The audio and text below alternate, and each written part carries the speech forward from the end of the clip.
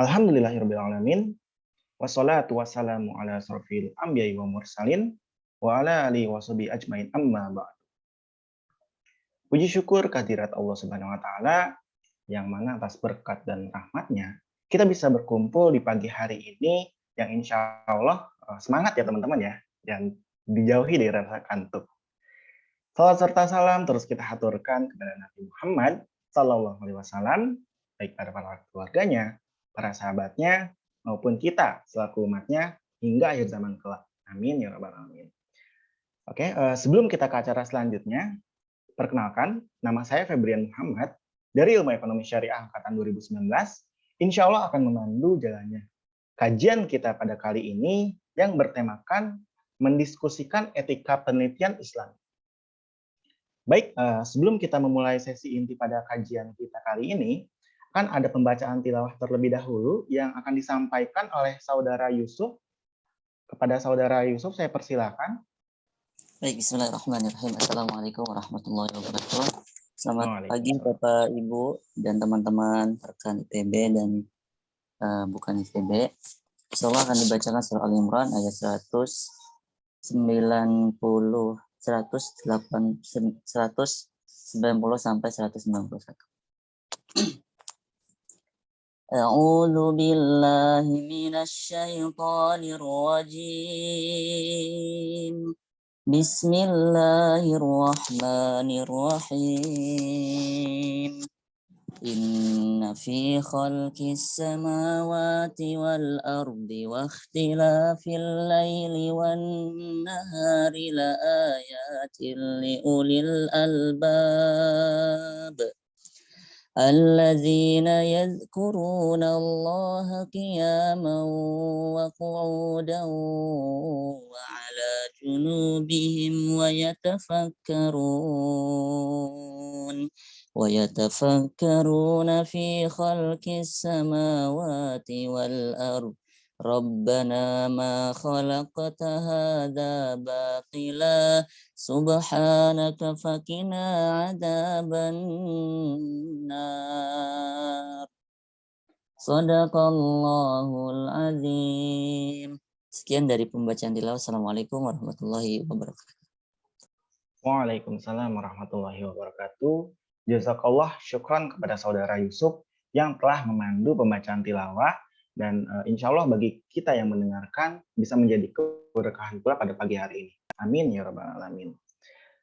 Oke, sebelum kita berlanjut ke acara yang lebih inti, mungkin saya ingin menyambut terlebih dahulu selamat datang kepada Ibu Rahmatina sebagai Ketua DPW IAEI DKI Jakarta. Assalamualaikum Ibu. Waalaikumsalam warahmatullahi wabarakatuh. Baik. Nah, mungkin kita langsung berlanjut saja, hadirin sekalian, kepada sesi selanjutnya. Yaitu akan ada sedikit pengenalan terlebih dahulu ya terhadap pembicara kita pada pagi hari ini. Nah, insya Allah materi kita pada pagi kali ini akan disampaikan oleh Bapak Sigit Pramono. Nah, Bapak Sigit Pramono sendiri pernah diangkat menjadi anggota Ikatan Akuntan Indonesia Kompartemen Akuntan Syariah pada periode 2017-2019. Untuk saat ini, beliau menjabat sebagai Ketua Sekolah Tinggi Ekonomi Islam (STAI-SEBI). Sejak tahun 1995, beliau banyak menulis dan melakukan seminar, serta konferensi maupun publikasi ilmiah tentang Islamic Accounting, Good Corporate Governance Issues, Islamic Economic, Banking, Finance, dan Economic Development. Nah, mungkin kita langsung sapa terlebih dahulu. Bapak Sigit, Assalamualaikum. Waalaikumsalam warahmatullahi wabarakatuh, Mas Febrian. Sehat semua ya? Alhamdulillah. Bagaimana dengan kabar Bapak, sehat? Ya, alhamdulillah sehat Mas. Alhamdulillah. Terima kasih semuanya. Ya, semangat juga ya dari intonasi suaranya. Amin. Mudah-mudahan. Terima kasih nih Pak Sigit sudah berkenan sharing. Iya Bu Rahmatina, ini sebenarnya saya pengen belajar Kak Bu Rahmatina, Bu Laili, Pak Irfan. Waduh, ini para senior semua. Wah, ini Pak Sigit ini yang senior saya. Enggak lah. Alhamdulillah. Pak Rektor nih yang senior. Selamat Pak Komisioner. Pak Irfan sehat ya. Alhamdulillah. Nah, mungkin baik untuk mempersingkat waktu juga hadirin sekalian, insya Allah untuk materinya akan langsung dipaparkan oleh Bapak Sigit. Kepada Bapak Sigit mungkin saya berikan kurang lebih 40 menit ya untuk sesi materinya. Kepada Bapak Sigit saya persilakan. Ya, terima kasih Mas Febrian. Terima kasih juga semuanya. Mohon izin, ini bagian dari sharing session atau mungkin diskusi ya tepatnya. Baik, bismillahirrahmanirrahim. Assalamualaikum warahmatullahi wabarakatuh. Alhamdulillah. Alhamdulillahilladzi arsala rasulahu bil huda wa dinil haq liyuzhirahu 'ala dini kullihi wa kafa billahi syahida. Wassalatu wassalamu ala Rasulillah wa ala sahbihi ajmain amma ba'du. Alhamdulillahil alamin.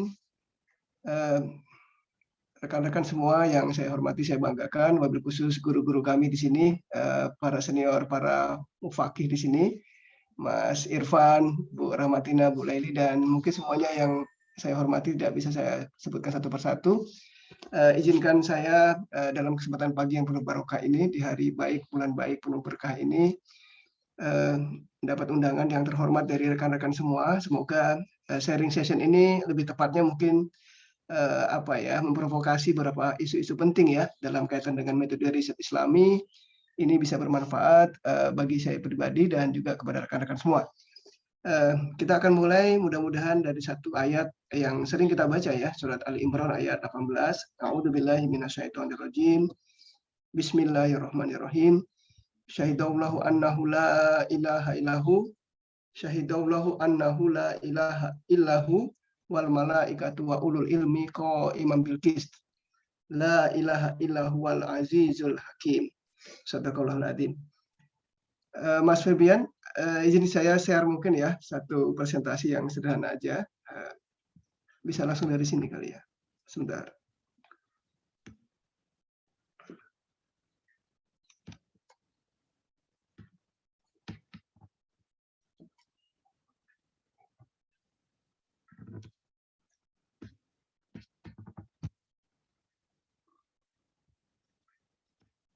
Sudah tampil ya, Mas? Sudah, Bapak. Sudah di. Ya, oke, baik.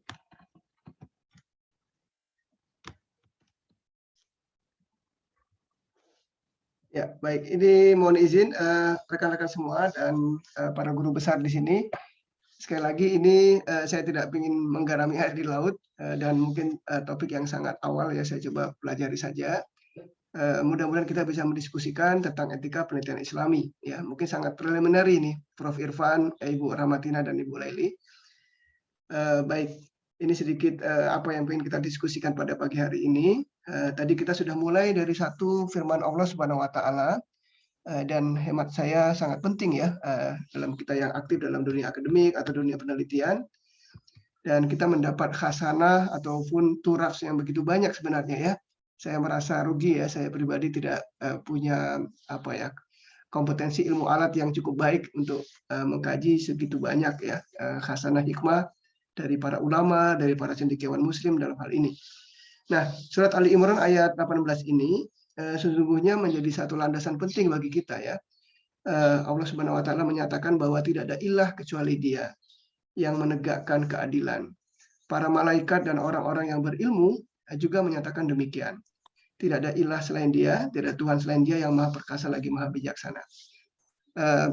Bapak Ibu yang saya hormati, rekan-rekan yang saya banggakan, dari ayat ini dan juga mungkin beberapa ayat yang lain ya, Al-Islam sebagai satu sistem kehidupan kita dan kegiatan ilmiah, katakan demikian, kegiatan tolabul ilmi, kegiatan untuk fanzuru gitu ya, memperhatikan alam sekitar ini dan memperhatikan hidup dan kehidupan kita.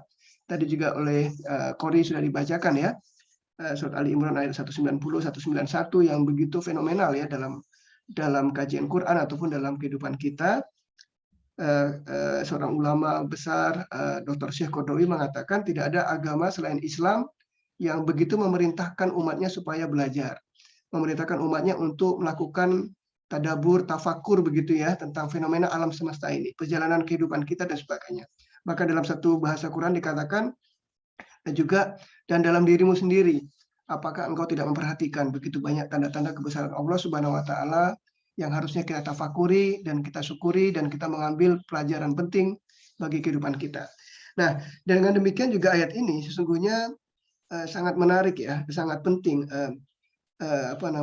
Benar-benar indah. Allah Subhanahu Wa Taala menggambarkan, Allah Subhanahu Wa Taala menyatakan bahwa tidak ada ilah, tidak Tuhan selain Dia, dan menegakkan keadilan. Jadi prinsip keadilan atau prinsip katakanlah objektivitas, fairness, kemudian prinsip yang memandang penting kita berperilaku secara beretika begitu ya, karena prinsip keadilan ini bersifat universal, itu menjadi penting. Dan ini menarik karena disambung dengan satu penjelasan bahwa para malaikat dan orang-orang yang berilmu, jadi ulul albab dan orang-orang yang berilmu itu dikatakan pastinya juga menyatakan demikian.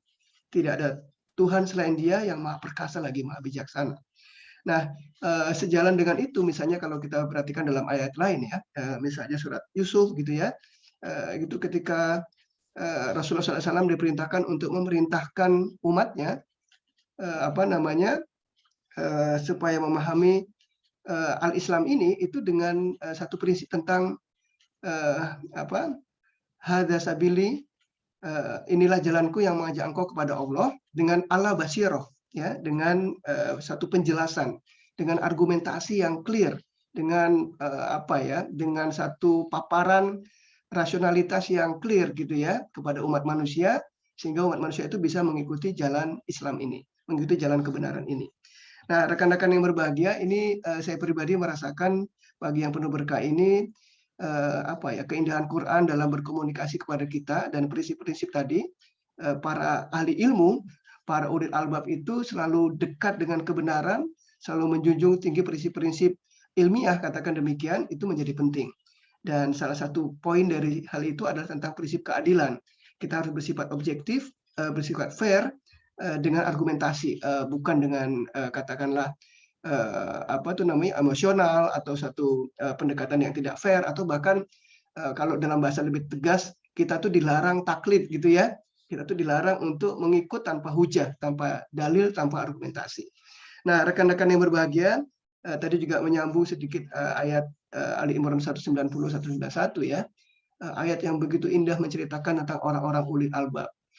Saya teringat betul, ini karena ada Prof. Irfan juga ya, bagaimana nasihat ayahanda kita Prof. Didin Hafidudin ya, karena juga membangun pesantren ulil albab ya. Itu fenomenal sekali, satu ungkapan tentang orang-orang yang berilmu, orang-orang yang berakal. Dalam Quran itu disebutkan berkali-kali, tidak karena mereka memiliki gelar, katakanlah gelar kesarjanaan secara formal, bukan itu yang menjadi dasar atau ukuran, tapi sesungguhnya adalah karena dalam ayat tadi dikatakan selalu berzikir kepada Allah dalam segala keadaan, ya, dalam keadaan duduk, berbaring maupun tidur, ya. Dalam ayat tadi digambarkan demikian, sehingga orang-orang ulil albab tadi adalah orang yang selalu berzikir kepada Allah Subhanahu Wa Taala, dan zikir itu menumbuhkan rasa takut kepada Allah, ya, dalam makna semakin mendekat kepada Allah Subhanahu Wa Taala, ya. Doa mereka adalah doa yang selalu diajarkan kepada kita, Rabbana ma khalaqta hadza batila subhanaka faqina adzabannar. Jadi tidaklah engkau ciptakan sia-sia fenomena alam ini, dan rasa tunduk tadi, rasa takut tadi membuat mereka berdoa faqina adzabannar. Jadi indikator-indikator ulil albab dalam prinsip Islam itu begitu indah sekali, dan itu digambarkan. Mudah-mudahan, saya mohon doanya rekan-rekan menjadi orang-orang seperti itu, saya pribadi dan juga kepada rekan-rekan semua. Generasi ulil albab itulah yang sesungguhnya menjadi satu etika terpenting ya sesungguhnya dalam dunia ilmiah. Kita semua sedang berlari mengejar menjadi orang-orang generasi ulil albab, karena selalu berzikir pada Allah Subhanahu Wa Taala, lalu menumbuhkan rasa takut kepada Allah dan mendoakan supaya dijauhkan dari api neraka. Artinya mereka ingin mencapai falah, mencapai kemenangan, mendapatkan kemenangan di dunia wal akhirah begitu ya, mendapat hasanah dalam kehidupan dunia dan mendapat hasanah atau kebaikan dalam dunia akhirat. Nah, ini saya kira juga satu hal yang sering kita bahas. Saya mohon izin juga ini mungkin berulang, kita sama-sama belajar, dan satu doa yang penting yang diajarkan Rasulullah SAW kepada kita adalah doa untuk berlindung dari al-ilmu la yanfa. Ya Allah, aku berlindung dari ilmu pengetahuan yang tidak bermanfaat, dan dari hati yang tidak khusyuk, dari jiwa yang tidak pernah puas, dan dari doa-doa yang tidak dikabulkan. Nah, jadi sekali lagi rekan-rekan, ini menggarisbawahi sebagai pengantar ya, kita bersyukur kita dihadirkan, kita diwariskan satu perjalanan panjang episode sejarah umat manusia, dan itu adalah penggalan-penggalan episode para ulama cendekiawan Islam yang tidak saja punya dimensi tadi begitu bergairah gitu ya, begitu passion untuk meneliti alam semesta ini ya. Salah satu fenomena dari Ali Imran 190 tadi adalah tidak saja hal-hal yang sifatnya tanda kutip ya kauliyah, ucapan-ucapan atau wahyu Allah Subhanahu wa taala dalam Quran, tapi juga hal-hal kauniyah, hal-hal yang ada dalam hukum-hukum Allah di alam semesta ini. Dan itu tidak sekedar katakanlah ilmu-ilmu sains dalam arti eksakta, tapi ilmu-ilmu sains sosial itu pun bagian dari ayat-ayat Allah yang ada di alam semesta ini. Katakanlah perjalanan sejarah, katakanlah fenomena sosial, katakanlah fenomena market mechanism. Itu semua bagian dari hukum-hukum Allah yang di alam semesta ini, dan menjadi katakan wasilah kita untuk mendalami itu, mengelaborasi, dan pada akhirnya membuat kita semakin dekat pada Allah Subhanahu wa taala. Nah, jadi hadis ini ya, yang doa ini sepertinya harus menjadi amalan kita ya, bersama-sama, mudah-mudahan dengan iman, ilmu, amal kita ini menjadi ilmu yang bermanfaat dan menjadi kontribusi kita ya dalam kebaikan. Nah, rekan-rekan, kemudian ini provokasi yang kedua. Mohon izin Bapak-bapak, Ibu-ibu, rekan-rekan, saya menggarisbawahi lagi, kita juga diwariskan atau bersyukur karena kita menjadi pemeluk al-Islam sebagai minhajul hayah, al-Islam sebagai the way of life kita, itu punya prinsip yang paling penting, yaitu asyamil atau asyumul. Kesyamilan atau kesyumulan Islam itu, karena Islam itu bersifat komprehensif, karena Islam itu menjadi satu sistem kehidupan yang utuh ya, sesuai dengan prinsip dasar dalam kehidupan ini. Kita memang harus bersifat integral, kira-kira begitu ya. Nah, secara sederhana kita mengenal Islam ini punya katakan elemen ataupun punya fondasi berupa akidah, syariah, dan akhlak. Nah, di dalam syariah itu kita mengenal ada ibadah, muamalah, ya kan? Ada prinsip-prinsip ibadah kita kepada Allah Subhanahu wa taala dalam arti ibadah khusus. Ada juga prinsip-prinsip ibadah kita atau amaliyah kita dalam hal keseluruhan alam semesta ini, interaksi kita dengan alam semesta ini yang disebut dengan muamalah. Nah, kalau kita sudah memahami ini, maka kita memandang aktivitas kita belajar, meneliti, mengembangkan ilmu itu akan terpadu begitu ya, akan terkait dengan pemahaman kita yang utuh dalam Islam sebagai sistem kehidupan, Islam sebagai the way of life. Jadi kita tidak memandang ilmu hanya untuk ilmu misalnya. Kita tidak hanya memandang sholat ya untuk ibadah mendapat pahala di sisi Allah. Hemat kami yang kami coba pahami, betapa indahnya Islam itu karena kita tidak memisahkan kehidupan dunia dan kehidupan akhirat dalam pengertian sekuler begitu ya. Ilmu dunia itu untuk bagaimana kita mengejar kebaikan di dunia, ada ilmunya. Mencapai akhirat ada ilmunya, dan semua itu kita lakukan dalam satu tujuan tadi, mendapat ridho Allah Subhanahu wa taala, mengejar mardotillah, dan menjadi bagian ibadah kita. Nah, jadi betapa beruntungnya kita ya, dengan pemahaman itu kita bisa menjawab berbagai hal mendasar dalam kehidupan ini. Bayangkan kalau teman-teman kita mungkin yang sekuler, yang mungkin tidak mengenal keimanan Islam, mungkin pertanyaan paling besar mereka adalah kalau dalam Quran disebut fa'ina tashabun gitu ya, mau hendak kemana kita melangkah setelah kita meninggal dunia. Ketika orang habis usianya, meninggal dunia, apa yang terjadi sesungguhnya?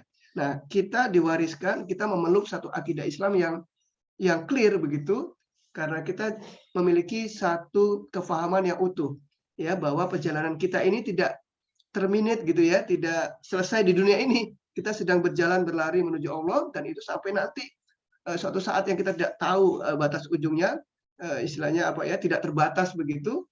Kemudian kita akan membawa bekal kita di dunia ini untuk kehidupan tadi. Nah, ini menjadi semacam provokasi kedua, mohon izin rekan-rekan.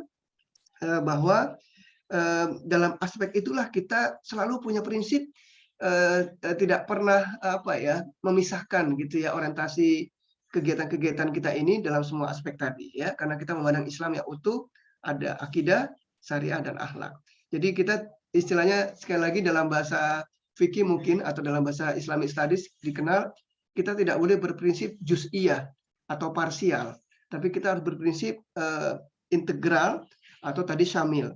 Dengan begitu kita tidak menampilkan wajah Islam yang sepotong-sepotong, tidak menampilkan satu perbuatan yang terpenggal-penggal begitu ya, ini urusan dunia, urusan akhirat, tapi kita memandang itu satu paduan yang komprehensif.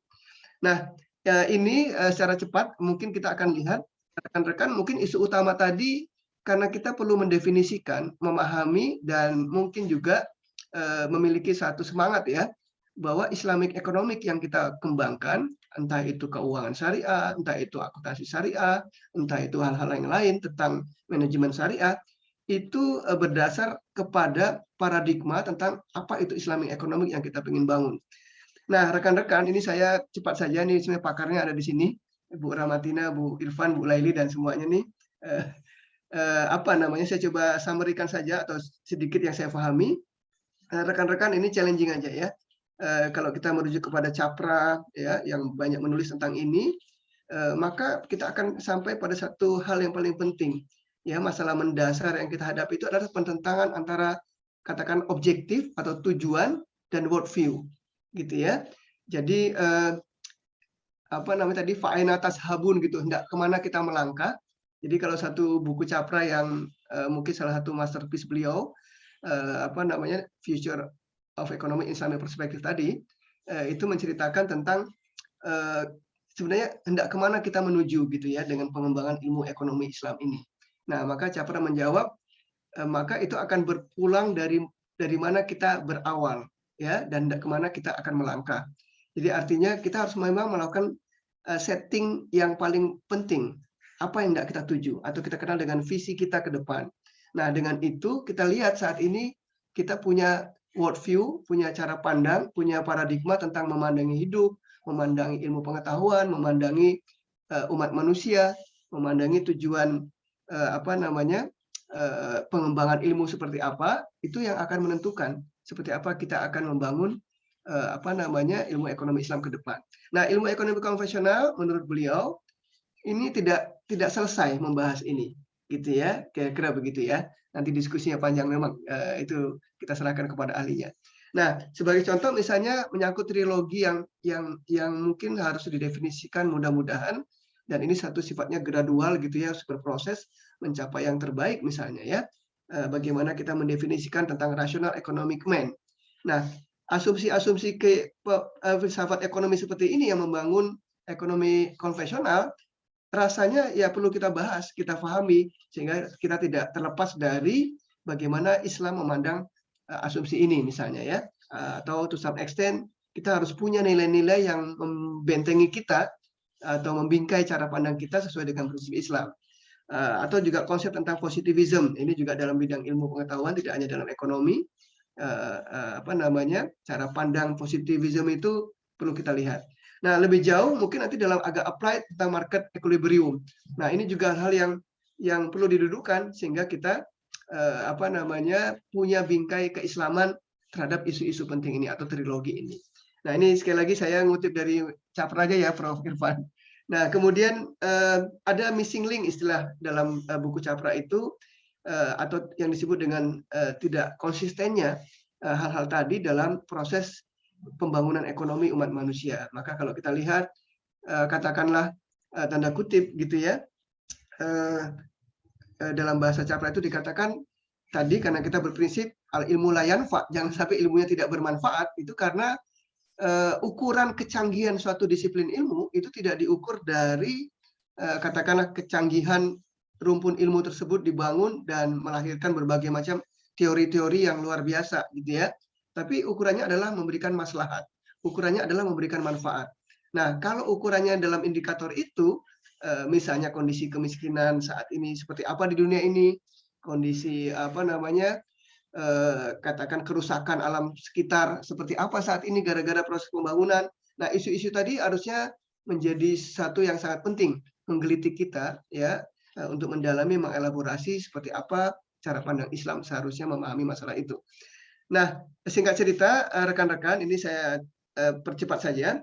Menurut Capra, karena kita melihat di antaranya adalah tercerabut dari nilai agama atau yang disebut dengan kita nggak punya katakan filter moral dan filter agama untuk mengembangkan ilmu ekonomi ke depan. Nah, apapun diskusinya tentang kapitalisme misalnya ya, apapun diskusi tentang sosialisme, kita melihat ada pertanyaan besar di situ, bagaimana bisa menjadikan umat manusia.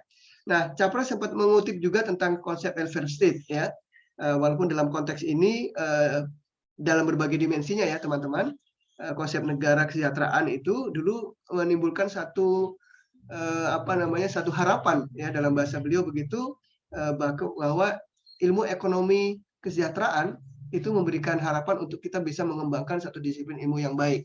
Nah, atau memberikan kemajuan bagi kemanusiaan. Nah, tapi pada akhirnya ada satu filter tadi yang tentang moral atau tentang nilai agama, karena prinsipnya hanya tentang kehidupan dunia, kira-kira begitu, boleh jadi kita tidak berjalan sampai tujuan. Nah, jadi sekali lagi Capra menjelaskan tentang bagaimana successful strategis itu karena tidak dilandasi paradigma yang memadai, kira-kira demikian. Nah, ini ada banyak diskusi tentang itu, saya nggak bahas, rekan-rekan. Nah, mungkin ada baiknya juga sedikit saja dari paradigma Syekh Naqib Al-Atas ya. Ini jadi penting karena tadi sekali lagi menggarisbawahi kita bertanya tentang eksistensi kita, dan pentingnya worldview ya dalam kehidupan. Nah, karena ini akan menyangkut bagaimana visi Islam kalau kita mendiskusikan tentang eksistensi kemanusiaan, eksistensi umat manusia, tentang realitas fenomena alam gitu ya, dan tentang kebenaran. Nah, sekali lagi ini mungkin bukan bidang saya juga, tapi saya izin ini sangat penting kita garis bawahi. Maka prinsipnya adalah teman-teman, sebagai seorang cendekiawan, sebagai seorang pelajar, sebagai seorang apapun di muka bumi ini ya, kita sebagai seorang insan ya, hamba Allah, kita perlu bertanya dan meletakkan dasar yang kokoh dalam kehidupan kita tentang eksistensi Tuhan ya, dan kemudian tadi perilaku manusia dan rasionalitasnya. Kemudian ya kita harus bisa mendefinisikan tujuan hidup kita ini ya, dan kita bagaimana cara pandang kita tentang alam sekitar. Nah, jadi kira-kira ini jadi penting bagi kita menjadi landasan kita dalam melakukan penelitian dan seterusnya. Nah, yang lain ini juga ini biasanya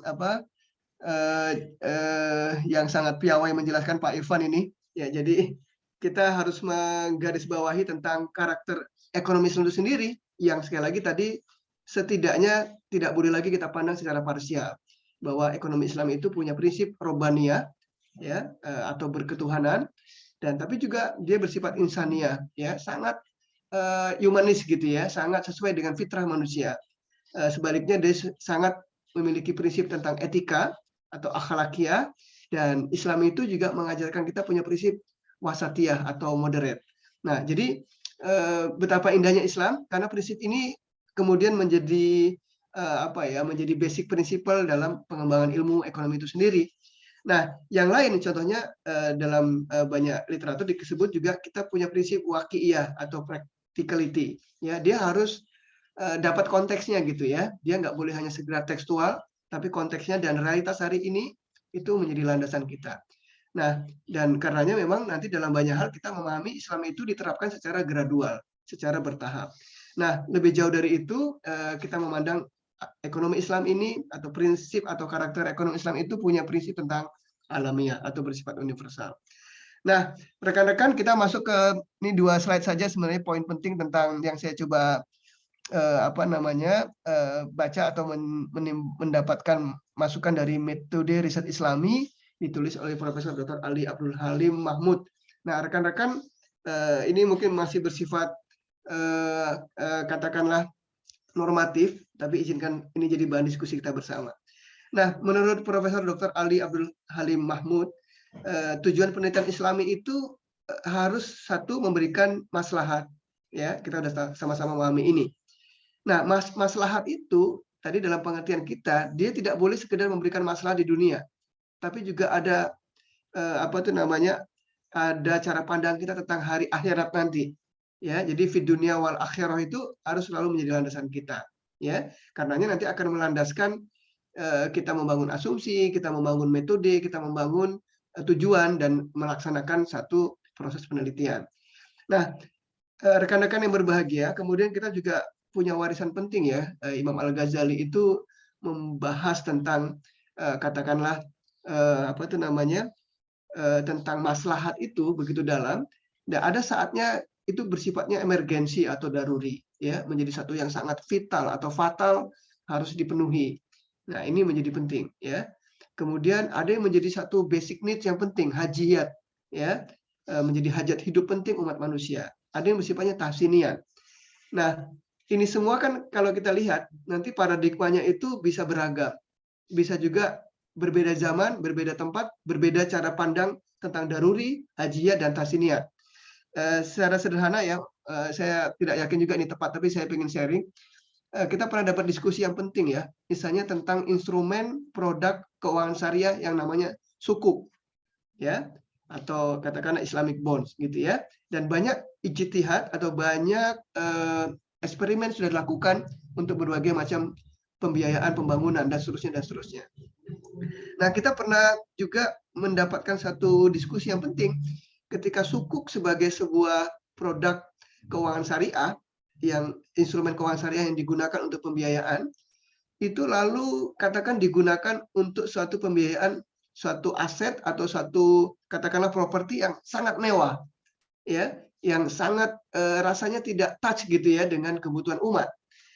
Nah, awalnya saya sangat bersemangat gitu ya, pengen tahu gitu ya. Wabil khusus sebenarnya ini agak apa ya, agak bahasanya tidak langsung ya. Itu sempat dibangun di sebuah kawasan katakanlah peribadatan, untuk sarana peribadatan, tapi sangat mewah. Artinya fasilitas pembiayaan sukuk tadi dibangun untuk sebuah aset yang hanya mungkin digunakan kalangan tertentu, walaupun dengan nama ibadah. Nah, saya sempat nanya ke Prof. Capra misalnya ya, kondisi demikian itu seperti apa ya, Prof?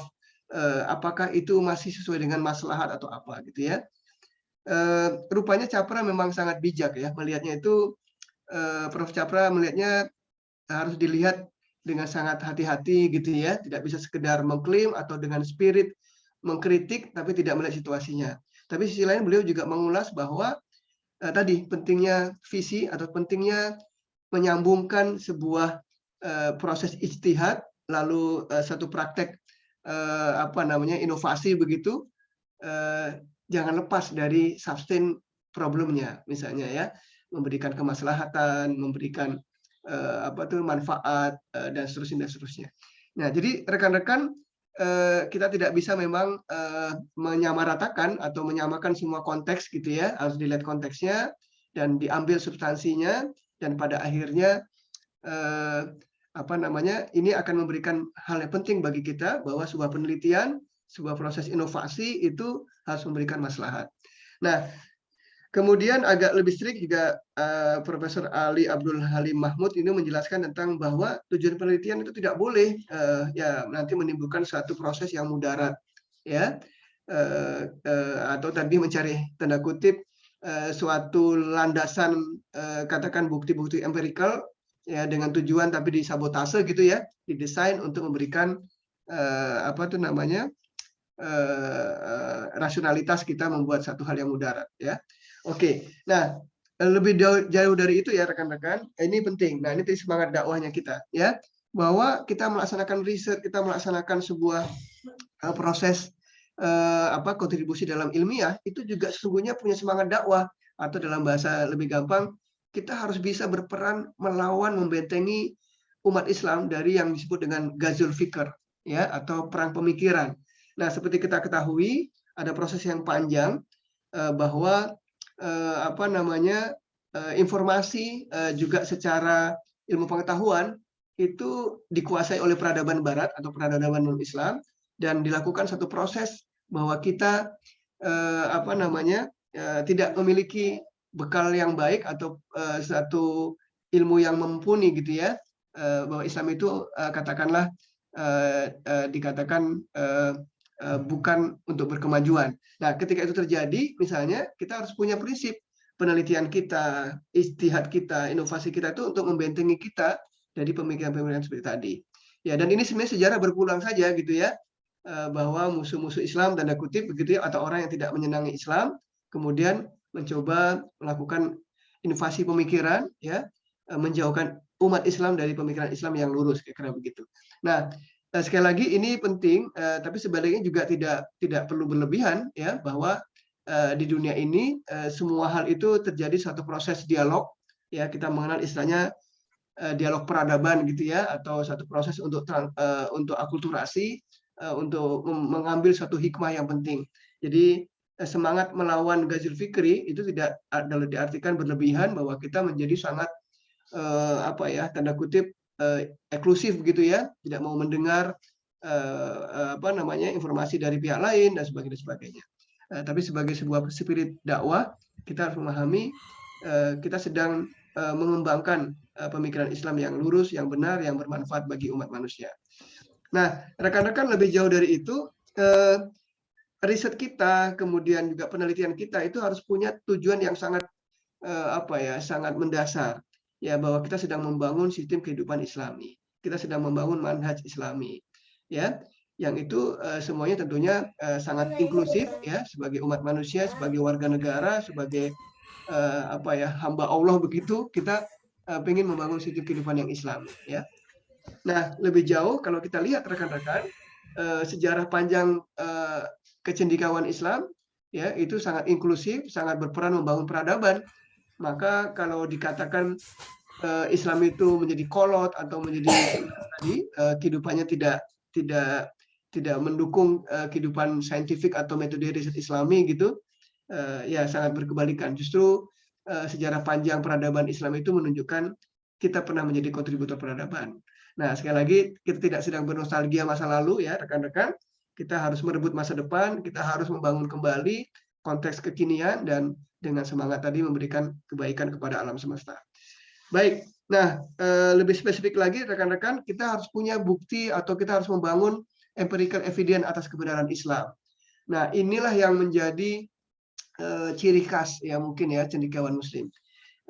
Kalau kita merujuk surat Ar-Rahman ya, kalau nggak salah ya, itu kan dikatakan misalnya, wahai jemaah jin dan manusia, apa namanya, diperintahkan kita untuk menembus langit dan bumi gitu ya, atau menembus langit, dan engkau tidak akan bisa melakukan itu kalau engkau tidak punya kekuatan ya, ila bisultan. Nah, ila bisultan tadi, kekuatan itu bukan tanda kutip sekedar kekuatan fisik atau kekuatan power gitu ya, kekuasaan ya. Sultan itu dalam pengertian knowledge is power. Ilmu pengetahuan itu adalah kekuatan. Nggak mungkin kita bisa menembus langit ini ya, mencapai antariksa kalau kita tidak punya ilmu pengetahuan. Nah, jadi saya kira ayat-ayat yang menceritakan seperti itu dan tadi khusus Ar-Rahman itu memberikan bukti yang paling penting ya, bahwa kita harus punya empirical evidence atas kebenaran Islam. Nah, kemudian mohon izin kita lanjutkan sedikit. Lalu sedikit tentang etika penelitian Islami. Nah, rekan-rekan yang berbahagia, ini hampir bersamaan ya, hampir mirip dengan kajian kita tadi. Penelitian itu bertujuan mendalami dan mengelaborasi isu dan topik yang penuh kebaikan. Mohon maaf, sebagian typing error di sini. Jadi isu topik yang memang kita pilih dan kita jadikan prioritas atau ingin kita lakukan penelitian lebih mendalam, tentunya harus menjadi isu dan topik yang paling baik ya, atau penuh dengan kebaikan. Jangan sampai kita mendalami isu topik yang katakanlah mungkin tidak memberikan maslahat tertentu, atau isu-isu yang elitis menara gading yang sesungguhnya mungkin juga tidak bermanfaat ya. Ini agak tendensius begitu. Jadi kita harus punya kemampuan memahami dan itu bagian dari prinsip etika Islami gitu, bahwa topik isu yang kita bahas itu harus membawa kebaikan. Nah, secara attitude personal ya teman-teman, kita meniatkan lalu kita beramal dalam proses penelitian itu bagian dari ibadah kepada Allah Subhanahu wa taala. Nah, jadi bayangkan ya, kita akan mendapat keberkahan karena orang yang berjalan mencari ilmu ya, orang yang berjalan tadi membuktikan hukum-hukum Allah di alam semesta ini, itu akan mendapat keberkahan dan mendapatkan doa dari para malaikat. Setiap lembar daun yang jatuh, semua ikan-ikan yang di laut, gitu ya, dalam hadis diceritakan, itu akan mendoakan orang yang sedang mencari ilmu, digambarkan seperti dimudahkan Allah jalannya menuju surga, ya, kira-kira begitu. Nah, kemudian rekan-rekan, kita juga punya prinsip tentang itqanul amal, ya, prinsip-prinsip profesionalisme. Nah, kita harus bersifat objektif tadi ya, bersifat penuh curiosity gitu ya, pengen tahu gitu ya. Jadi harus menghilangkan paradigma taklid ya, atau ikut-ikutan atau tahyul gitu ya. Jadi harus benar-benar itu bagian dari prinsip kita melakukan penelitian dan riset dalam Islam. Nah, rekan-rekan, ada juga tentunya kita punya boundary gitu ya, ada pagar yang harus kita ikutkan dalam prinsip syariah ya. Tidak boleh katakanlah hal-hal yang dilarang syariah itu diterapkan di dalam proses penelitian kita ya. Nah, ini menjadi landasan penting karena kita meletakkan itu supaya tadi niat, amal, dan tujuannya tercapai dengan prinsip-prinsip Islam. Nah, rekan-rekan, selanjutnya ya ini juga dorongan kepada kita semua. Tentunya kita harus punya attitude, etos kerja yang baik, ya, karakter kepribadian yang Islami, ya, dalam pelaksanaan proses tadi. Katakan tidak boleh cheating, tidak boleh bertindak tidak jujur atau hal-hal lain lah yang dilarang dalam prinsip syariah. Mungkin lebih spesifik ya, kalau kita lihat bahkan hari ini mungkin tradisi itu sudah dimiliki oleh peradaban Barat dengan sangat baik, ya.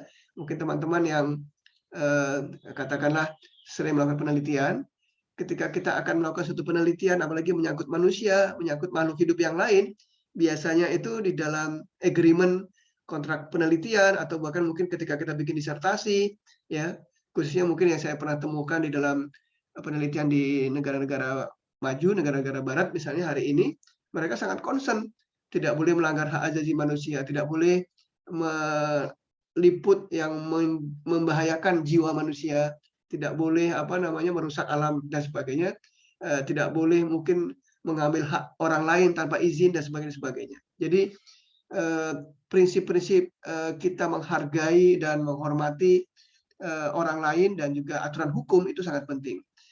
Baik, nah ini selanjutnya adalah dengan demikian penelitian etika penelitian Islami tadi itu diharapkan menghindarkan proses dan hasil penelitian yang membawa kemudaratan. Nah, baik rekan-rekan, ini dua slide penting yang mungkin jadi bahan diskusi kita ya, dan mudah-mudahan bermanfaat dan pada akhirnya kita berharap itu menjadi landasan kita ketika kita mengembangkan metode riset Islami. Baik, saya lanjutkan sedikit teman-teman. Ujung dari pembahasan ini mudah-mudahan bermanfaat, bahwa setelah kita menyadari tadi prinsip Islam yang syamil, lalu ekonomi Islam yang hendak kita bangun. Nah, ada poin penting ini saya kutip dari tulisan Profesor Khursyid Ahmad ya, bahwa orientasi kebijakan sekarang. Nah, jadi policy making atau kebijakan dalam pengembangan ekonomi Islam ini, nah ini mungkin menjadi semacam trigger juga ya ketika kita mengembangkan riset dalam ekonomi Islam. Menarik sekali, Prof. Khursyid Ahmad itu mengatakan orientasi itu penting tentang sumber daya manusia. Jadi apapun pengembangan keilmuan ekonomi Islam itu diharapkan kita concern tentang sumber daya manusia. Awalnya saya agak mencoba juga maksudnya seperti apa gitu ya. Nah, rupanya memang Prof. Khursyid Ahmad ini meng-highlight penting tentang isu education, ya, isu tentang pendidikan. Jadi banyak problem keumatan, banyak problem tentang bangsa-bangsa ini, di antara masalah pokoknya memang masalah kualitas sumber daya manusia, dan itu bermula dari masalah pendidikan. Jadi, nah sebenarnya kan tidak langsung nyambung ya, apa kebijakan ekonomi kepada pendidikan. Nah, mungkin yang beliau masukkan dan beliau dorong adalah tentang kualitas sumber daya manusia ini. Nah, kemudian tentunya tentang proses pada akhirnya ekonomi itu adalah masalah insentif dan masalah efisiensi produktivitas, maka kita berharap pengembangan ilmu dalam ekonomi tadi, dalam riset maupun aplikasinya, itu menumbuhkan satu situasi optimalisasi ekonomi produktif kita. Nah, rekan-rekan, selanjutnya ada isu penting ya, menarik tentang quality of life ya. Nah, kalau kita sudah lepas dari satu kondisi, kita sudah memenuhi basic needs, maka kita harus mendorong umat Islam ini memang harus mencapai satu level quality of life yang baik. Karena pada akhirnya tadi Robbana atina fid dunya hasanah wa fil akhirati hasanah. Ketika kita di dunia ini hasanah, itu dengan prinsip-prinsip living quality of life yang baik, gitu ya. Nah, jadi karena tidak mengherankan kita akan punya satu challenge penting saat-saat ini, ya mungkin begitu ya Pak Irfan, Bu Rahmatina, isu tentang ekonomi yang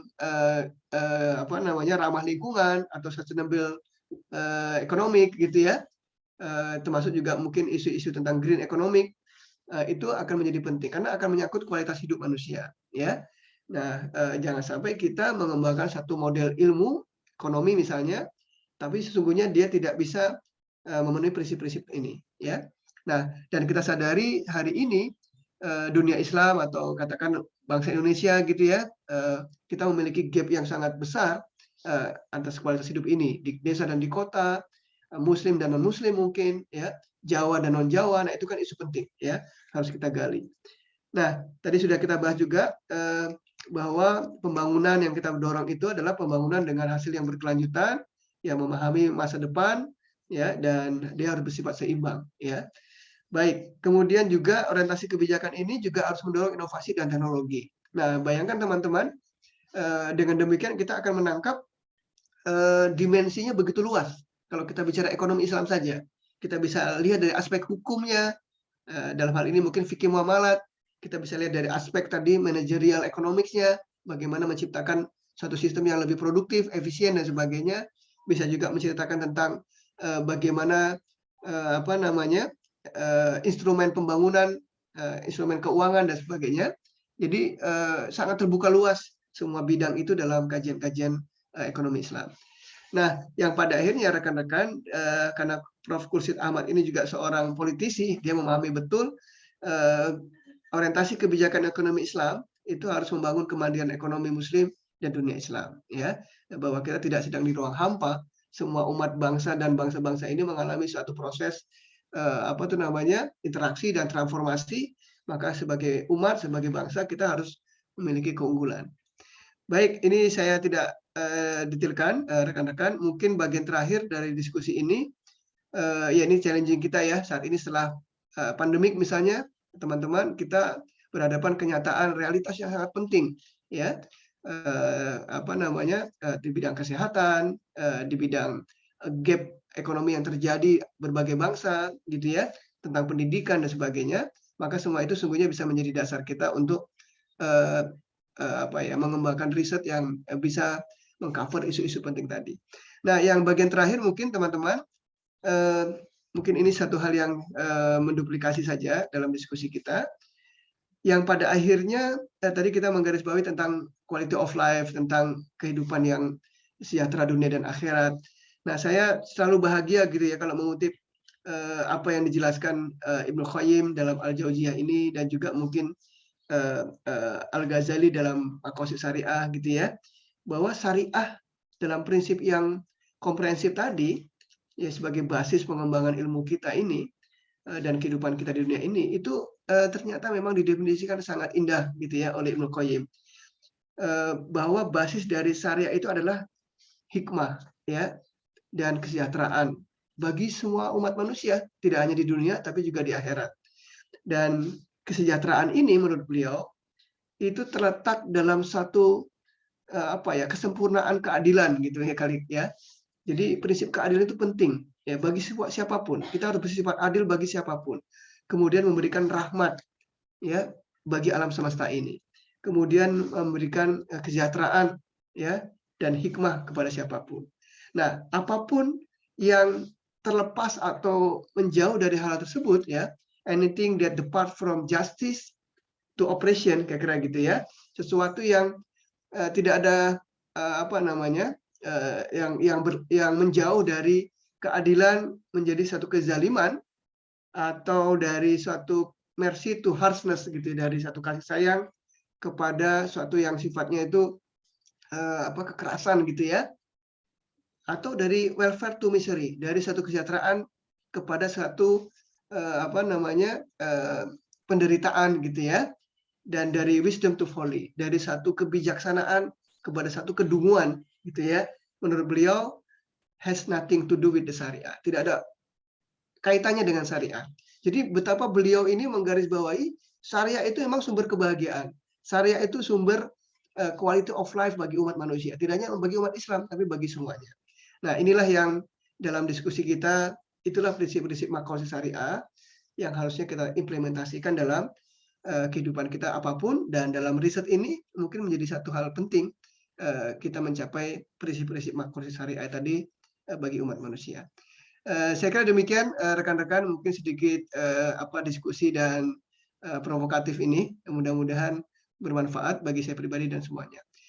Saya akhiri diskusi ini. Al-haqqu mir rabbik fala takunanna minal mumtarin. Billahi haq. Assalamualaikum warahmatullahi wabarakatuh.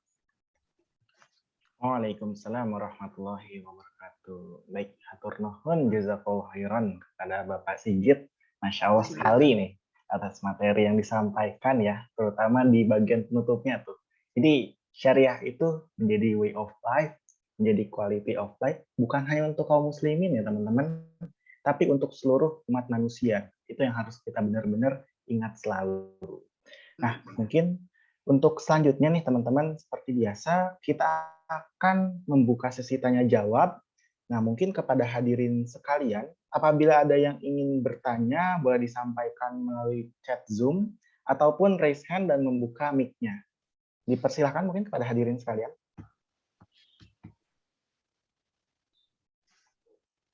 Oke, mungkin di sini sudah ada yang raise hand ya, dari saudari Meliani. Boleh mungkin langsung di open mic. Baik, terima kasih kepada Pak Bilian dan terima kasih juga kepada Pak Sigit atas penyampaiannya. Mohon izin untuk bertanya Bapak perihal tadi yang etika penelitian ya. Karena kan saya juga kebetulan alhamdulillah sudah semester 6 dan sudah mau mencari-cari judul gitu ya. Dan setelah mencari tahu judul-judul teman-teman gitu juga, kebanyakan judul-judulnya itu lebih mengutamakan apa yang lebih cepat diselesaikan gitu Pak, bukan masalah apa yang akan diberikan dari penelitian yang akan dilakukan gitu. Jadi menurut Bapak bagaimana sih Pak gitu cara ibaratnya cara merealisasikan gitu etika dari penelitian metode penelitian syariah ini kepada mahasiswa gitu, karena seperti yang kita tahu juga bahwa semakin besar masalah yang akan diberikan dari penelitian, maka penelitian itu juga mungkin kalau di pikiran mahasiswa itu akan lebih sulit diselesaikan gitu Pak. Jadi bagaimana gitu Pak baiknya? Mungkin itu aja, terima kasih. Ya, langsung direspon ya Mas Febrian ya. Silahkan Bapak. Ya Mbak Meliani ya, terima kasih. Ini luar biasa semangatnya dan juga saya senang ya mendengar pertanyaannya. Juga nanti mungkin bisa ditambahkan beberapa rekan-rekan lain ya. Ini ada Bu Rahmatina juga. Hemat saya begini. Yang pertama, kita di Indonesia ini punya satu kesempatan penting ya. Jadi dinamika kemudian pengalaman, sejarah gitu ya. Ada banyak topik menarik yang kita bisa dorong dan itu bermanfaat. Tidak harus muluk-muluk gitu ya. Untuk katakan di level S1 kita bisa lihat observasi sepintas baik dalam aspek katakan kemasyarakatan gitu ya, penerapan ilmu ekonomi Islam, atau dalam kebijakan di lingkat otoritas gitu ya. Kita punya OJK, kita punya BI, kita punya Kementerian Keuangan, semuanya banyak sekali isu-isu penting tentang kebijakan ekonomi syariah misalnya. Atau hal lain tadi, sejarah panjang kita ya tentang penerapan ekonomi dan keuangan syariah dari zaman bahkan mungkin sebelum kemerdekaan sampai sekarang ya, sampai Orde Baru sampai reformasi. Nah, jadi dimensinya banyak sekali Mbak Meliana, kita bisa optimalkan. Nah, jadi terbentang luas. Nah, untuk itu nanti stagingnya kan ada anak S1, ada anak S2, kira-kira anak S3, tidak harus dihabiskan semuanya gitu ya, walaupun boleh aja sih. Nanti risetnya Mbak Meliana levelnya S3 dengan Bu Rahmatina atau Pak Irfan, itu jempolan semuanya. Nah, tapi poin penting saya tadi adalah ada banyak topik, ada banyak kesempatan. Dan itu keberkahan karena Indonesia ini punya sejarah tadi. Dan mudah-mudahan bagian dari ini apa namanya doa dan apa namanya highlightnya Pak Irfan mungkin berpuluh tahun yang lalu ya, Indonesia akan menjadi hub gitu atau Center Islamic Economic Studies. Nah, jadi Meliana bisa mengcapture tadi, mungkin juga secara teknis bisa dengan pembimbingnya atau bersama rekan-rekan mendalami tadi, dan memberikan maslahat itu pada akhirnya nanti akan ketemu. Maksudnya adalah apakah penelitian kita itu di tahap mana atau topik mana dan bagaimana caranya itu memberikan maslahat. Sebagai contoh ya, misalnya katakanlah saat ini kita melihat dunia keuangan mikro syariah misalnya, ya, satu contoh sederhana ya. Keuangan mikro syariah itu poinnya apa sih gitu ya? Kalau kita potretnya di koperasi misalnya, koperasi itu harus menuju digitalisasi. Misalnya, kalau kita nanti risetnya dalam frame koperasi yang 30 tahun yang lalu gitu ya, masalah aspek tata kelolanya atau mungkin masalah aspek operasionalnya, ya kan jadi agak nggak nyambung konteksnya dengan saat ini. Padahal orang menuju koperasi yang sudah berbasis digital, ya, dan macam-macam format instrumennya sekarang, ya, apa dalam tradingnya, dalam pengumpulan pendanaannya, ya, dengan crowdfunding, dengan macam-macam lah. Nah, itu kita harus cepat membaca itu, ya, dan memberikan maslahat. Contohnya demikian, Melena, ya. Atau hal sederhana, misalnya kita bicara tentang bagaimana produk keuangan perbankan syariah, misalnya, itu bisa memberi maslahat langsung kepada komunitas UMKM atau komunitas ibu-ibu yang harusnya mudah-mudahan memahami tentang Islamic Financial Planner, misalnya. Nah, itu kan ada banyak topik isu yang bisa digali. Jadi dengan prinsip maslahat, saya kira itu akan menjadi kesempatan banyak kita memprovokasi adik-adik kita, rekan-rekan kita semua jejaring ekonomi syariah kita itu pada akhirnya berkontribusi sesuai dengan tadi stagingnya ya. Ada di S1, S2, S3 dan seterusnya. Mungkin demikian, Melena. Bagaimana, Meli? Apakah ada tanggapan terlebih dahulu mungkin? Ya, Bapak sudah terjawab gitu ya. Jadi jangan takut penelitian kita itu tidak memberikan masalah, karena masalah itu didapat mungkin bisa dari orang sekitar dulu gitu ya, Pak. Terima kasih. Ya, betul, Mbak. Dan apa ya, saya bukan orang metode penelitian ya, tapi saya percaya ini kan zamannya juga berbeda ya. Sekarang kita nggak bisa lagi misalnya ya secara sederhana mengatakan apa itu namanya kuantitatif kualitatif gitu ya secara strict. Lalu wah ini yang kualitatif lebih tinggi dibanding anak-anak kualitatif ini cuma ngecap-ngecap atau gimana lah. Banyak metode riset dan apa itu namanya semakin tumbuh berkembang dan semakin mix ya atau hybrid gitu ya. Apa namanya dan semua itu memberi kesempatan teman-teman yang muda-muda ini, yang rekan-rekan muda ini untuk mendalami. Ada banyak apa itu namanya metode riset yang dikembangkan dan itu kekinian ya, mau metodenya, mau mungkin aplikasinya dan sebagainya ya. Jadi sekali lagi kesempatan banyak sekali. Baik, terima kasih atas pertanyaan dan jawabannya juga. Dan mungkin selanjutnya ini di chat ya, ada di chat pertanyaan dari Pak Irfan nih. Aduh. Bagaimana menetapkan kriteria maslahah dalam penelitian? Nah, mungkin Pak Sigit. Iya, terima kasih ini Prof Irfan. Ini biasanya yang menjawab Prof Irfan ini, saya pengen nanya malah ini Prof. Udahlah, ingin yang sudah begitu banyak apa ya prinsip tadi. Mungkin nanti Pak Irfan bisa tambahkan ya. Tapi saya mungkin agak apa ya eksperimental aja Pak ya, sedikit yang mungkin saya pernah baca. Kita kenal ada kalau dalam bidang akuntansi finance lah misalnya Pak Irfan ya. Itu kita kenal Prof Abdul Rahman ya, ini kemudian dosen kami di IAUM. Kira-kira beliau itu mungkin berarti tahun berapa ya? Mungkin tahun 90-an ada satu paper menarik beliau tentang maslahat ini. Khususnya di dalam bidang syariah auditing atau accounting. Terbit di American Journal Islamic Social Science yang di Virginia. Saya kira menarik ya, karena itu termasuk paper-paper awal yang beliau meng-highlight pentingnya maslahat, kira-kira begitu, dalam konteksnya ilmu akuntansi dan keuangan. Nah, itu menurut beliau apa namanya, kita perlu menginsert atau menginfuse gitu ya, dalam pengembangan satu standar akuntansi atau katakanlah bahwa laporan keuangan dan proses syariah auditing itu memberikan maslahat. Nah, jadi saya udah kebayang juga ya, kalau dalam prinsip ilmu akuntansi dan keuangan, dalam konteks yang sederhana tentang laporan keuangan dan quality of financial reporting, dia kan harus memberikan maslahat gitu. Jangan sampai pembaca laporan keuangan juga nggak dapat apa-apa gitu ya. Jadi lebih kepada laporan yang sifatnya formal gitu, dokumen, kemudian hanya bisa dibaca oleh yang ngerti akuntansi atau pada akhirnya tidak memberikan manfaat untuk decision making atau apapun gitu ya. Nah, ini satu contoh ya Pak Irfan ya. Dimensi tentang maslahat itu akan sangat luas dalam konteks apa dan bagaimana gitu ya. Nah, dalam ilmu-ilmu yang lain misalnya juga saya kira dalam disiplin yang lain, entah ekonomi pembangunan atau mungkin ilmu keuangan gitu ya yang lain, menerapkan indikator maslahat ini jadi penting pertama. Kemudian hemat saya, kalaupun kita mau menyiapkan indikatornya dan settingnya begitu, menurut saya yang pertama tidak boleh melepaskan itu dalam konteks yang sedang diterapkan. Karena sekarang eranya informasi begitu banyak, mungkin dimensinya begitu luas, boleh jadi maslahat tadi bisa berbeda-beda di berbagai tempat dan waktu, maka mencari titik temu yang paling penting pada konteksnya itu jadi penting. Nah, yang kedua, saya kira konteks tentang maqasid syariah itu bisa menjadi landasan kita. Ya, kalau dulu para ulama, para cendekiawan sudah menerapkan tentang 5 hal penting tentang maqasid syariah, mungkin saat ini kita bisa kembangkan lebih jauh, gitu ya.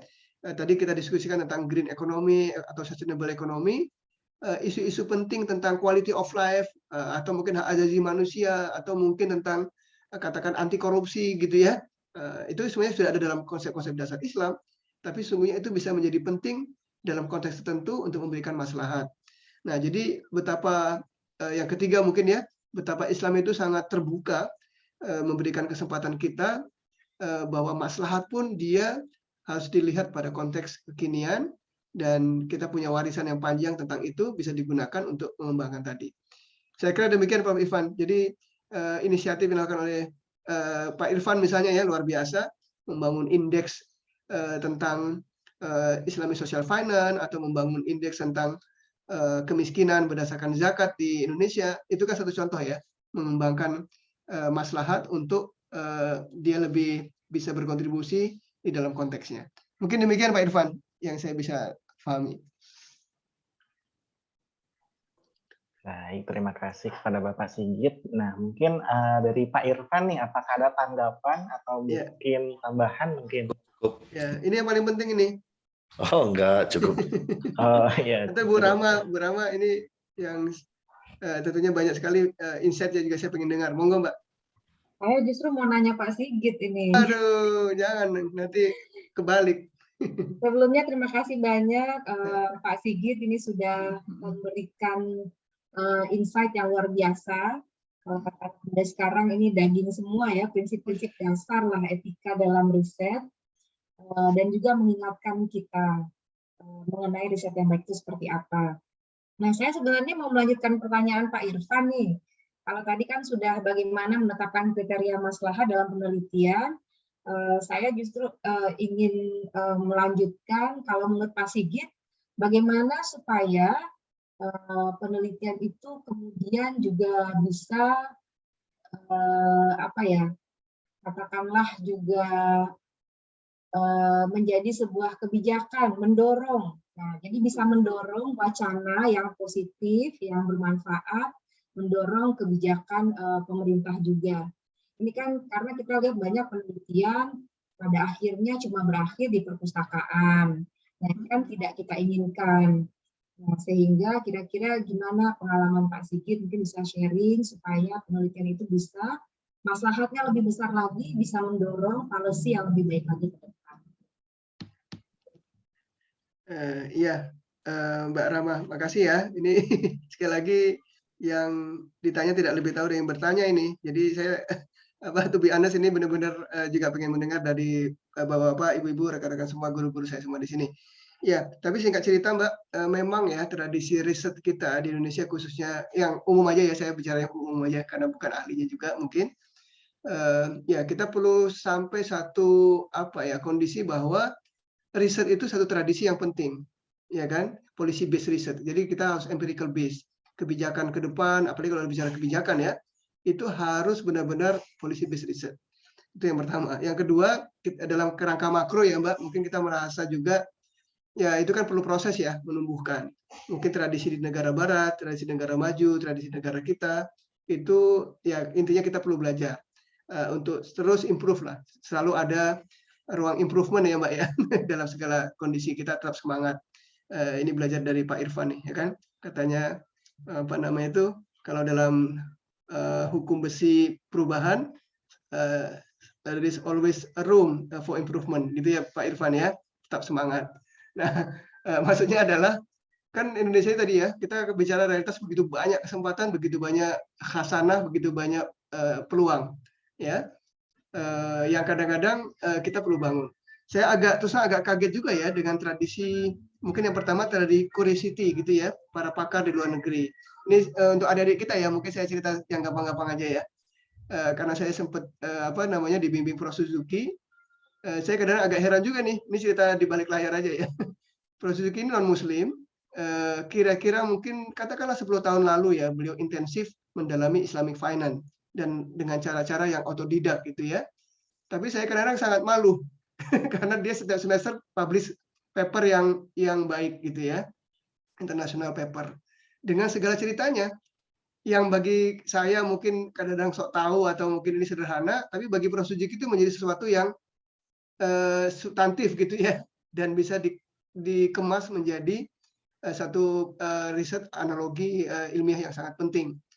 Nah ini kan contoh saja ya, mungkin beliau. Nah mungkin ini alumni Durham, Mbak Rahmatina dan Durhamers ini juga punya Prof. Mehmet Asuta yang sangat dalam, atau yang lain lah, banyak Habib Ahmad dan segala macam. Pak Irfan, ini kan dari anak benua India sampai antariksa sudah didalami semua kan. Nah itu saya kira kita harus belajar banyak dari siapapun, dari manapun, dari para pakar manapun, itu memberikan tadi curiosity tentang kebenaran. Sebagai contoh ya, tadi ini teman-teman yang mahasiswa ya, saya provokasi sekalian. Prof. Suzuki itu kan sekali lagi tadi itu. Jadi setiap semester beliau publish. Kemudian dia kalau nanya saya itu ya kadang-kadang saya heran gitu ya, bacaannya kenceng sekali. Ya dia bisa tanya tentang kondisi dunia Islam, tentang Quran gitu ya, tentang apapun ya, tentang bahasa gitu ya. Saya baru sadar juga salah satu penterjemah Quran ke dalam bahasa Jepang itu kira-kira mungkin tahun 40-an, seorang cendekiawan Jepang yang lama di McGill di Amerika, di Kanada, dan menjadi ahli tentang Quran. Waduh, saya bilang luar biasa ya, dan Suzuki akhirnya mengelaborasi banyak tentang itu.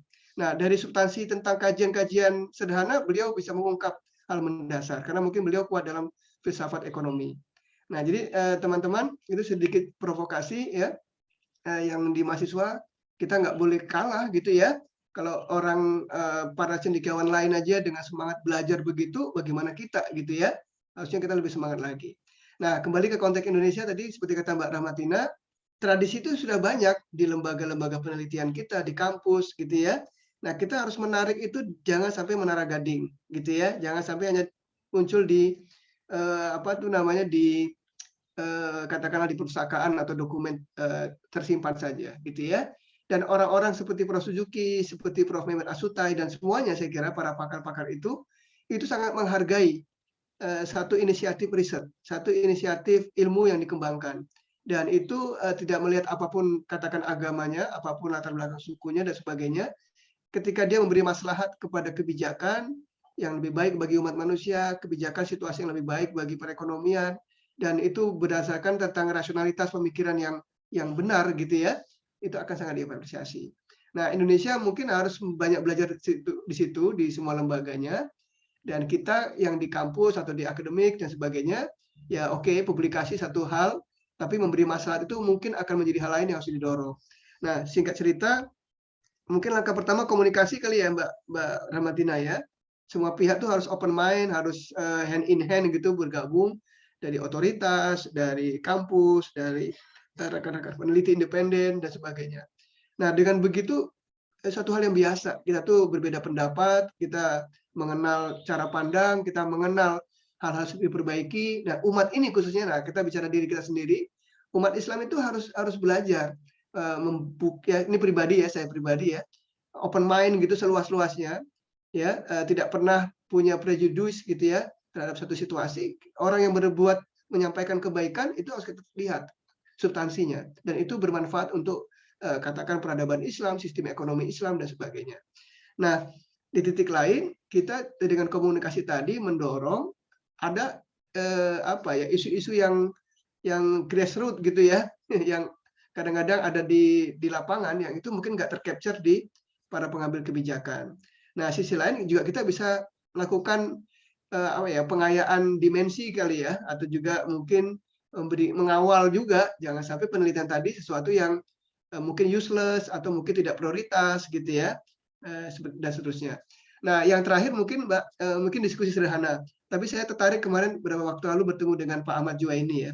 Ini salah satu rekan yang luar biasa ya. Beliau sebagai pakar, sebagai praktisi dalam Islamic Social Finance, itu menceritakan saatnya supaya riset itu tidak jadi useless. Boleh jadi di beberapa forum atau beberapa agenda itu berbagai lembaga ini duduk bersama. Ya, ketika di otoritas, ketika di kampus, ketika di praktisi itu duduk bersama mendefinisikan isu-isu penting yang sedang kita hadapi. Nah, khususnya di ekonomi syariah misalnya. Nah, ketika mendapat isu-isu pentingnya, bagaimana sih mencari katakan apa tuh namanya, breakthrough gitu ya, mencari inovasi lah kalaupun nggak sampai breakthrough supaya ketemu. Boleh jadi dengan itu nanti risetnya kan terpadu, terarah gitu ya, bisa menyelesaikan. Katakan wakaf gitu ya Pak Irfan misalnya, ini pakarnya wakaf. Kenapa sih isu penting tentang wakaf uang untuk fundraising itu masih tidak sesuai dengan harapan, kira-kira gitu, dari gap yang potensi dengan realisasi penghimpunan misalnya. Oh, mungkin karena edukasi, literasinya masih jauh.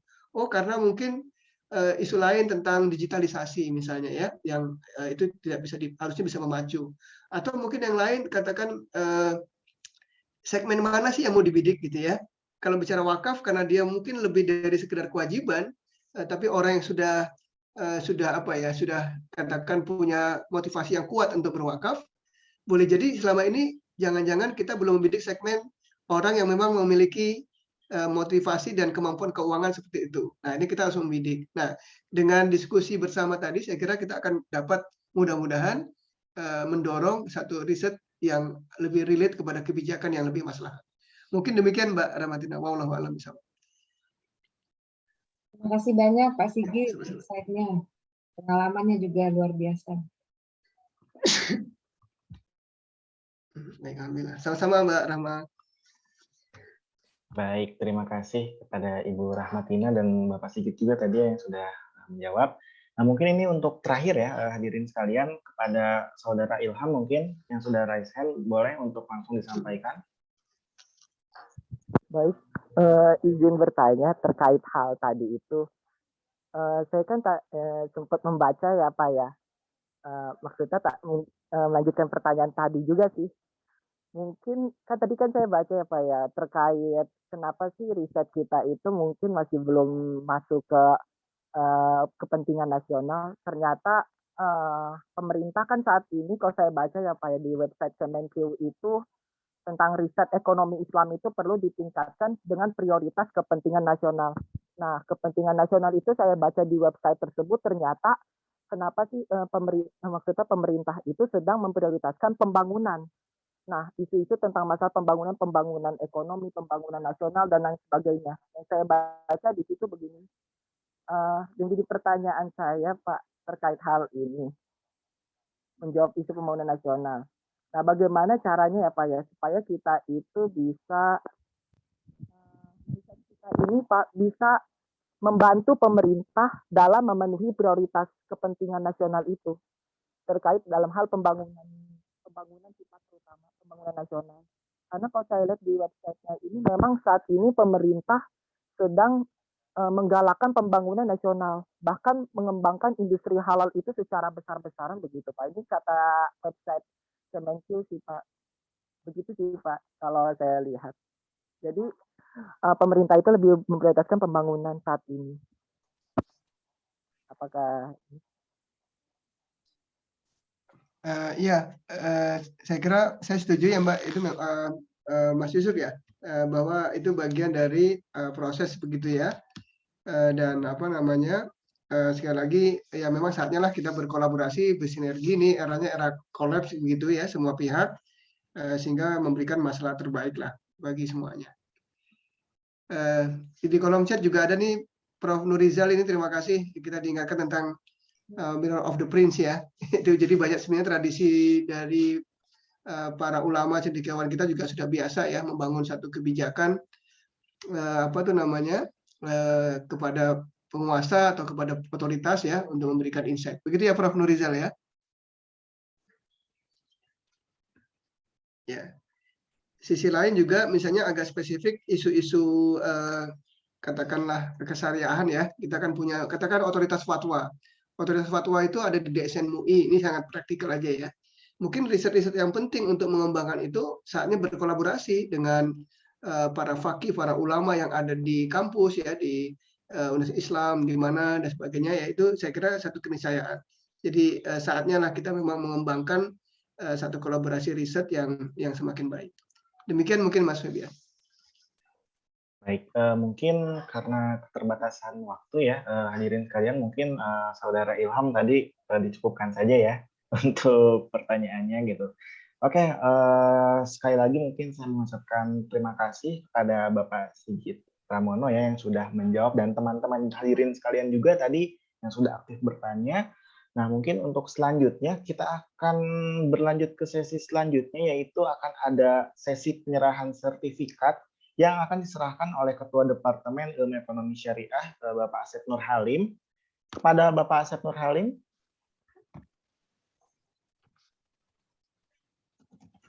Apakah berada di Zoom?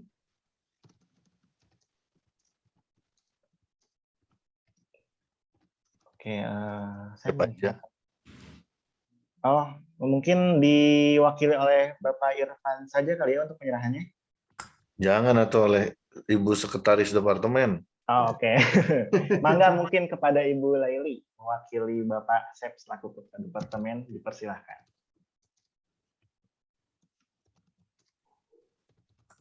Oh, terlempar kayaknya, Bu Laili.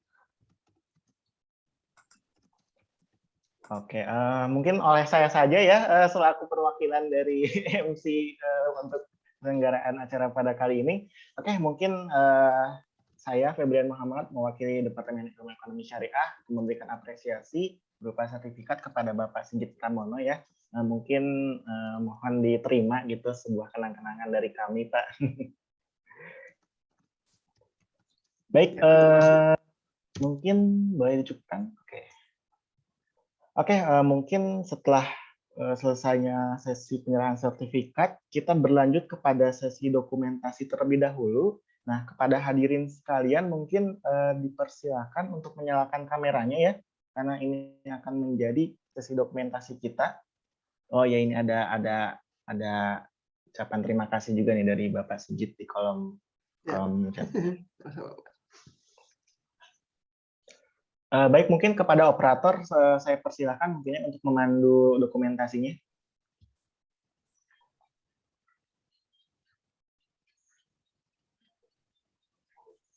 Ya Bapak Ibu, mangga dibuka dulu kameranya.